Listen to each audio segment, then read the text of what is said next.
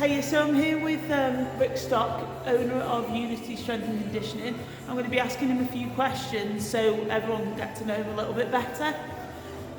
So what are the main attributes that Unity has that's made it so successful? Oh right, gone straight in there, haven't you, mate? The Yeah. attributes to why Unity is so successful. Right, okay. Start with the coaches. I have been very lucky to have now and have had previously good coaches who've all been really welcoming, really knowledgeable, and all carried good they've all, like all the coaches, to make a good coach, I personally feel like you need to have similar characteristics to make a good coach, like knowledgeable, welcoming, friendly.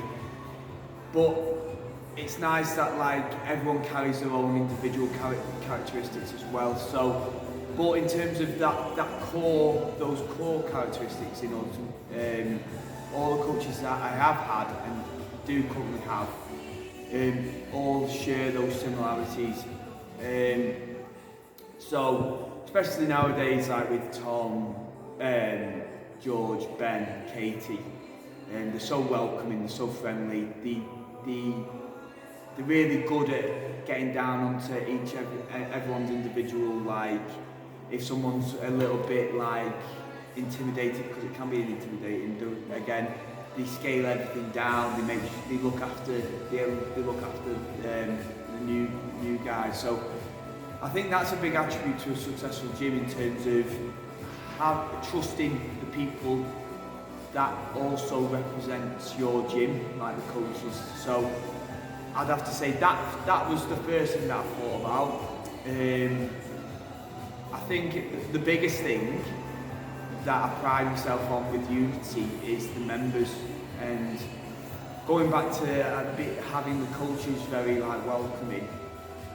The members also have to carry over that as well when seeing new faces and welcoming new faces. Like, again, I'm very lucky and humbled to say that here at Unity we have a great community of members, and again, we are building a nice, like, solid community where everyone gets on with everyone. The Unity community? Yeah, the Unity community that I always harp on about. But it's nice because, again, I'm seeing like people building strong relationships with individuals, groups and stuff.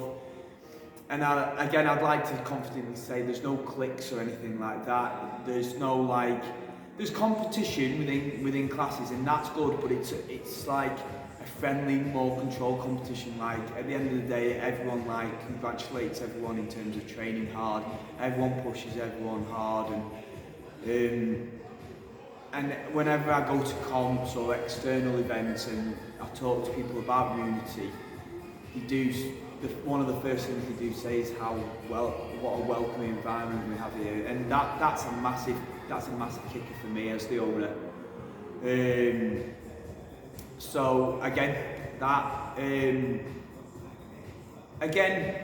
another attribute that I have is that, like, I have a really close circle around me that have supported me from day dot. Like close friends, mum and dad. Like, my mum and dad I'm not afraid to admit this, but my mum and dad play a massive role in Unity. My dad helps with all, like, if there's jobs need doing, like maintenance work, he's the first one there to do it. And I think he enjoys doing it and enjoys being a part. And like, my mum comes and cleans the gym twice a week. If I want to take time off for the opening up and things like that. And then, like, obviously the coaches I have now I'm really close with. So, and obviously Katie's my partner. And Katie, since within the last 12 months, Katie's really invested into the gym, and has become like a massive hidden asset for me, as well as not me personally, but from a business front as well. So yeah, it's having that, again, even though it's not an actual attribute to the gym itself, it's one of the attributes I have that make Unity great, because I have that circle of people around me to drive me, to push me, to encourage me, support me, give me ideas or opinions that I always listen to. And again, I'm always, as the owner, it's your responsibility to make the calls and things like that.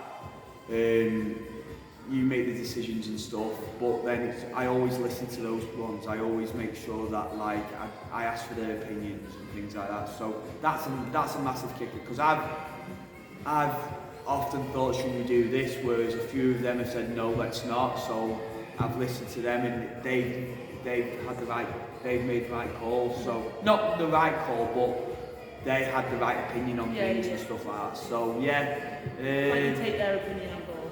Yeah, so in terms of the attributes, I would say coaches, members, and like if anyone is looking, did you say to someone who started? Yeah, that's the question. Oh, right, okay. Oh God, I'm jumping ahead here, wow. Okay, God, I'm getting carried away. So in terms of attributes, coaches, members, making sure as the owner you do create that, you do get across that ethos that you want to, the ethos that you want to portray as your gym. Like that friendly, that welcoming, but when the buzzer goes, we're training and we're training hard, you know what I mean? So, okay, stop now. Move on, mate. No, that's good. So on to the next one, which you touched on then. Okay. Right. So if someone was starting here, what is the main thing that you would tell people to prepare for when they were coming in the gym? Yeah, so we did touch on that in terms of like, so any newbies who are interested in coming down to Unity or have heard good things and are unsure, obviously you see the posts on Instagram and things, and like you see stories of gyms similar to like Unity, not just Unity but like functional fitness facilities, strength and conditioning facilities, like group classes. It can be intimidating, it can come across, because at Unity we don't have like any beginners class, and I've sort of stuck by that because I want people to dive in with 2 feet, and it can be a lot to ask for a newbie, but I feel that like if you can jump in with 2 feet and you can survive the first class, you've done the hardest bit. And I've just used the word, and if you survived, it's not a case, people see it as like a survival, like they panic and they're like, oh, am I gonna survive this class? Am I gonna be good enough? Like, look at all these guys who have done it for ages, I'm not gonna be nowhere near that. And like, would you confidently say that they can reach that eventually when? Yeah, it's down to them as the individual. I am all for, as you know, mate, I am all for pushing people and pushing boundaries, pushing limits. Because there's, like, as a coach, like a massive drive as a coach is to, when you do encourage like someone to say, no, you can go a little bit heavier there, or you can do that. And they do a workout slightly heavier than they thought they could do, or they can do a skill, or they do a skill that they've been working at for ages. It's a massive self-achievement as a coach, and that again, that adds to the drive and the excitement of coaching. So but like for anyone starting, it's like you've got to sort of like, if you're new to this, you've got to put the blinkers on, and you've got to accept that like I sort of say to a few guys, apologies about the language, but you've just got to have the acceptance of being shit. Yeah. That is very true. You've got to have the acceptance of just being shit, because you are going to be shit to start off with, especially if you're new to it. You ain't going to come in and you're not going to read the whiteboard. You're going to look at it and it's going to look like hieroglyphics, if anything. Yeah.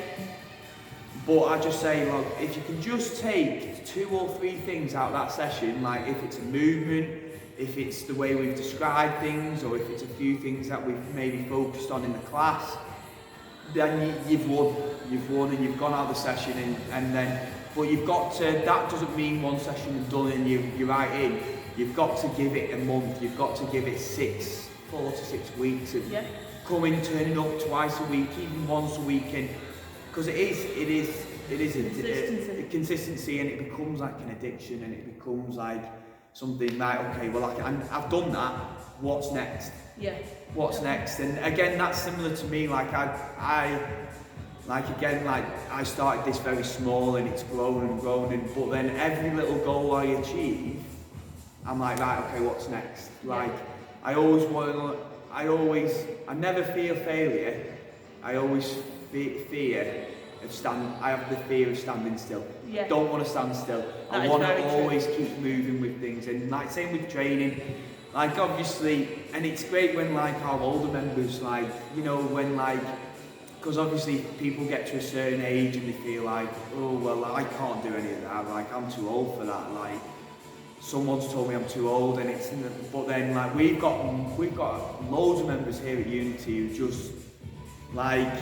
Who are a little bit mature, should we say, but again, they just get stuck right into it, and like we have guys competing in RX competitions and stuff, but I have just the same amount of admiration for someone who's doing RX competitions as just someone who's just coming in and giving it 100% and just pushing their own individual limits.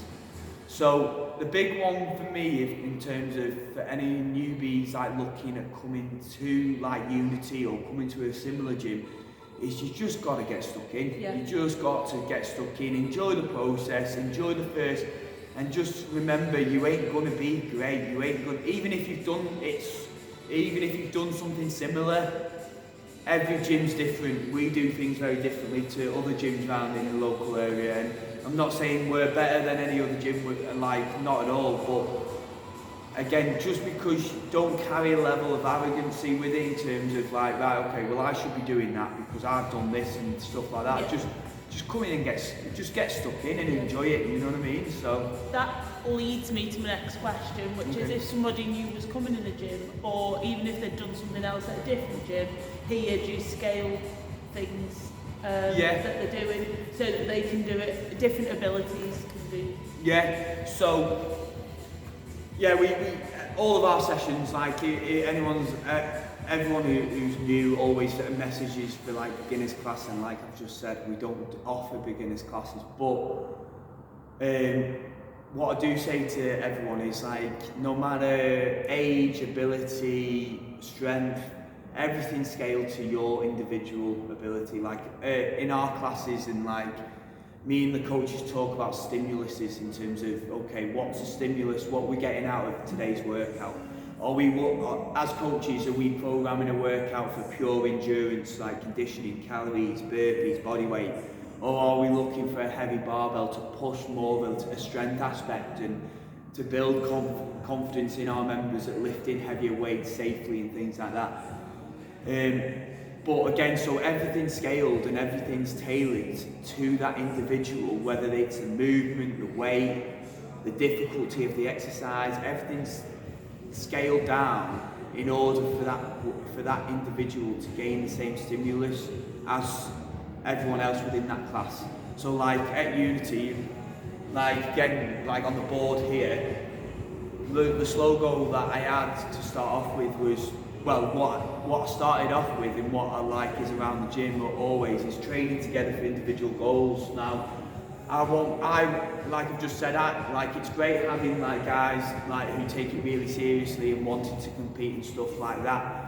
But it's also like, again, I don't want to like portray that image that like it's only just like you're not welcome if you're not elite, or you don't want to, if you have no interest in competing, like I don't want that. It's not a case like that. I just want people coming in, enjoying it and getting stuck in.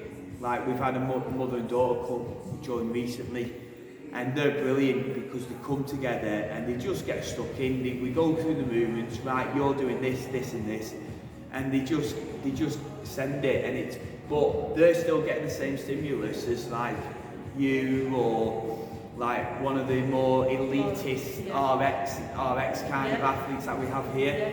They're still, so everyone's training together, but everyone at the end of the day has their own individual goals in terms of why they are here, you know what I mean? It's not all about competing. It could just be for mental health, it could be for just health and fitness, well-being. So yeah, no, everything's scaled in order for everyone to achieve what we want them to achieve within that session. So from my point of view as a life coach, I want to look at what's got you to where you are and how successful you are. So is there anything you think that has happened in the past or happened when you were younger that one wanted you to start a gym, and two gives you the drive that you are one of the busiest people I've ever met and doesn't slow down? I don't want to go down memory lane with me, but so I did my degree in sports therapy with every intention of working in sport. I didn't want to do physiotherapy because I didn't really have any ambition of working in the NHS or anything. That's like, I just wanted to work in sport and deal with like obviously pro athletes and things like that. I didn't even initially think of being self-employed with the therapist game. I then, very fortunate again, I was very lucky enough to win a scholarship to go to Canada the year I graduated, and it was in Canada that like I spent a week in a private clinic with just dealing with general public and things like that, and that was really successful, and they had a little bit of like a rehab, a strength and conditioning area to that, so people would pay they would pay to get fixed, but then they could then pay a subscription and come and use that area for the rehab, or again if they need to work on anything from like more I would say more from a rehab point of view. So that like gave me a little touch into owning my own, like being my own boss. Well, it was, but like while spending time with the owner and stuff. Yeah. And then when I came back from Canada, I worked for a few companies, worked in a few sports clubs. Didn't really enjoy it because it was very, like working in sport, it's a great achievement and it looks really good on the CV. Yeah. However, again, and I'm sure people who are working in sport will also agree with this in terms of it's very demanding in terms of the hours, weekends, first in, last out with all the injured players and things. So I sort of had an experience of that in clubs, and then the businesses basically ended up going like shutting down that for the therapy that I was working for, which basically ended up pushing me into being self-employed. And again, how long ago? 2014 that was, when I went from door to door with my Rover 25, was it, with my bed and my back, because luckily I was able to have already built up a client base from the business the local business that I was working for at the time. So people like wanted to take my number and were happy for me to go door to door. And then the goal for me then was to find a room in a gym, and like that was my first goal. And then I achieved that like the following November, so like January 14, and then I started training in a new gym in Southport, and I made a conscious effort of really speaking to the owner and letting them know, sort of like, not like throwing sessions at them, but like letting them know what I did. And what drove you to not just, when that facility shut down, what drove you to not say, right, I'm going to go and get employed? What drove you to want to continue? I think what drove me was just success, and I think that's been a big thing in terms of like where I am today, in terms of like I've touched on, like training becomes an addiction, and like when you succeed or you achieve a goal, you look for that next thing, and it's that confidence. Yeah, it's that drive of reaching that goal and moving past it and pushing through it. So I think the biggest thing is that self-achievement of succeeding. That's the biggest drive for me in terms of like like hitting a goal, moving on, like okay, what's in the next stepping stone, and yeah, so I would say my biggest goal is success. Yeah, so that's your biggest driver.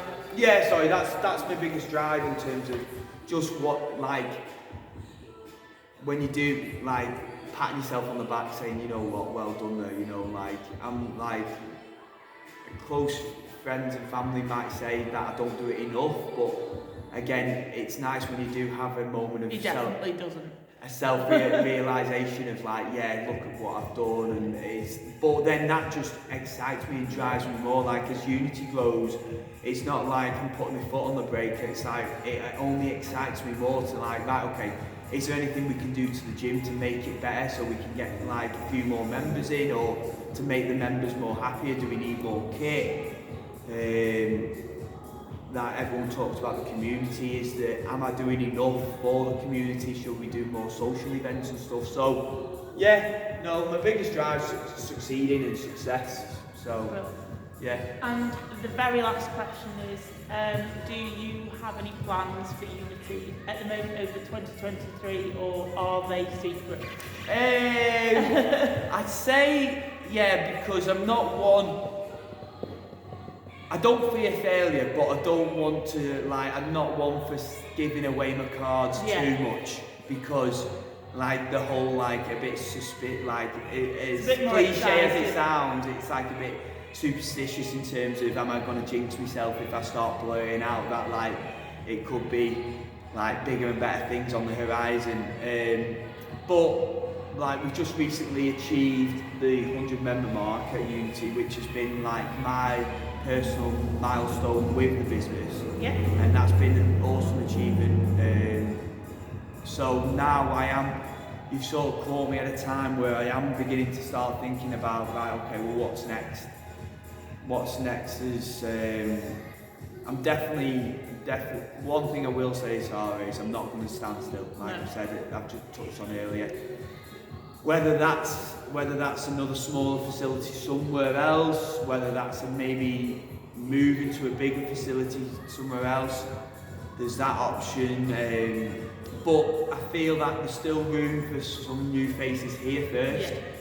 So now that we've hit the 100 mark, like I said to you and all the guys and the members, is we're going to monitor the availability of classes. We'll put more classes on. And we'll try, but then it will get to a ceiling sometime soon where we do shut it, and then once we're at that ceiling and I do shut the memberships, that's when I will start planning for the future at that point. Yep. So, I don't know what holds for Unity, but I just know that I'm excited going into the new year for it, you know what I mean, and I'm driven. Thank you very much. Hey, you're welcome, mate. Thank you.